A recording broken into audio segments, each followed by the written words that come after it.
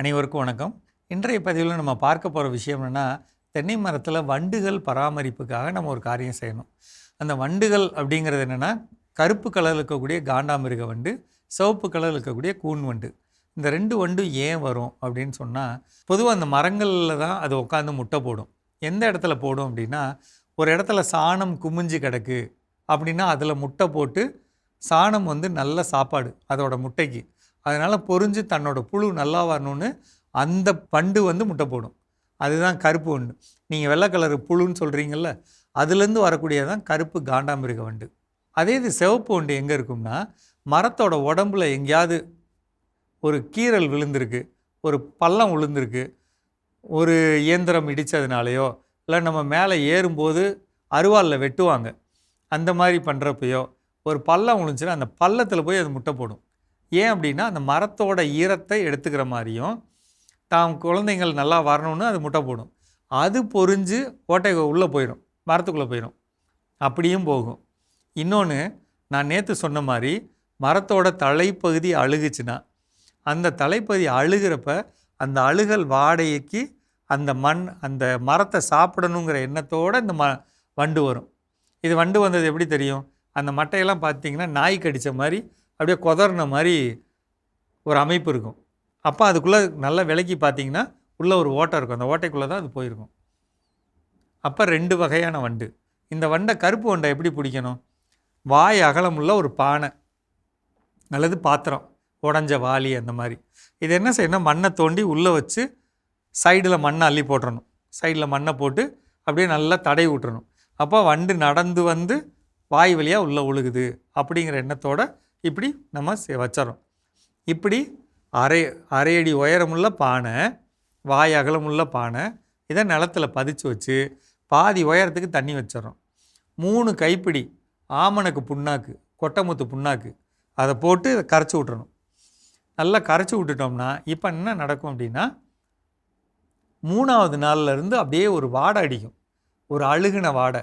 அந்த வாடைக்கு நிலத்தில் இருக்க எல்லா பகுதியில் இருக்கக்கூடிய வண்டெல்லாம் அதில் விழுந்துடும். பறக்கிற மாதிரி வண்டெல்லாம் விழுந்துடும். புதிதாக இன சேர்க்கை நடக்கலை அப்படிங்கிறப்போ புது வண்டு வராது. அப்போ அந்த வண்டெல்லாம் பிடிச்சி அழிச்சிடலாமா? ஒரு ஏக்கருக்கு 6 இடத்துல வைக்கணும். இப்போ என்னால் இந்த பானை கிடைக்கலைங்க அப்படின்னா, இதுக்கான வாளிகள் விற்கக்கூடியவங்க இருக்காங்க. அந்த வாளிகளை வாங்கி மரத்தோட தரையிலேருந்து 4 அடி உயரத்தில் கட்டி தொங்க விட்டுறலாம்.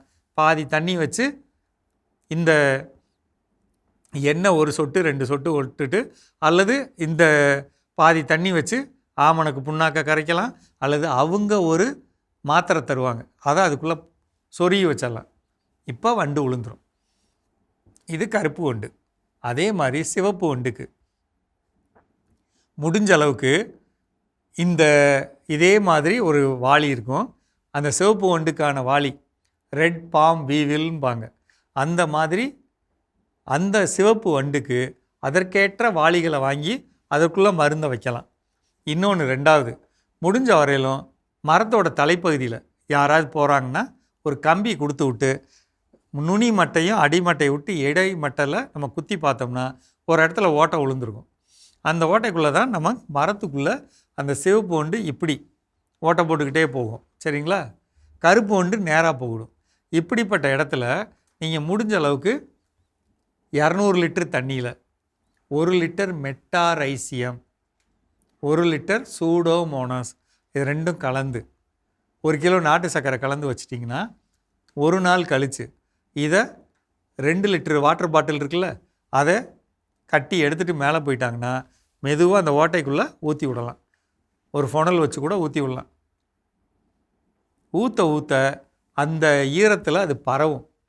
பரவுறப்ப இந்த வண்டு அதோட புழு அதோட முட்டை எங்கே இருந்தாலும் கொண்டுடும். இதுதான் கருப்பு வண்டையும் சிவப்பு வண்டையும் பாதுகாக்கிற விஷயம்.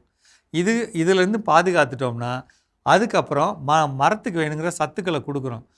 கொடுக்க எந்த இடத்தெல்லாம் ஓட்டை போட்டுச்சோ அந்த ஓட்டையெல்லாம் இந்த தாவரத்தோட செல்கள் நிறைஞ்சு அந்த ஓட்டையெல்லாம் மூடிடும். அப்போ நம்ம மரம் அதிகமான காய்ப்பும் பூவும் காயும் வர ஒரு பெரிய வாய்ப்பு இருக்குது. இப்போ நம்ம என்ன தெரிஞ்சுக்கணுன்னா, நம்ம நிலத்தில் எங்கேயாவது காஞ்ச கட்டை கிடக்கா, சாணம் கிடக்குதா, எங்கேயாவது இந்த மாதிரி வண்டுகள் வந்து முட்டை போடுற மாதிரி அமைப்பு இருக்கா, அதெல்லாம் பார்த்து தெளிவாக எடுக்கணும். நிலத்தை வந்து ஓரளவுக்கு காய்ச்சலும் பாய்ச்சலுமாக வச்சுக்கணும். அளவுக்கு அதிகமான ஈரம் வச்சுக்கக்கூடாது. 3வது, ஒவ்வொரு மாதமும் மரத்துக்கு வேணுங்கிற கீழே நம்ம சொல்லக்கூடிய இந்த மெட்டாரைசியம் சூடோமோனாஸ் தரையில் ஊற்றி விடலாம், மரத்தோட தலையில் ஊற்றி விடலாம். ஒவ்வொரு வெட்டுக்கு மேலே போகிறவங்கள்ட்ட கொடுத்து விட்டு ஊற்றலாம். 1 கிலோ அல்லது 2 கிலோ வேப்பம் புண்ணாக்கு மரத்தோட தலைப்பகுதியில் போட்டு வைக்கலாம். இப்படிலாம் செய்கிறது வண்டுகள்லேருந்து நம்ம மரத்தை பாதுகாக்கும். சரிங்களா? மீண்டும் சந்திப்போம்.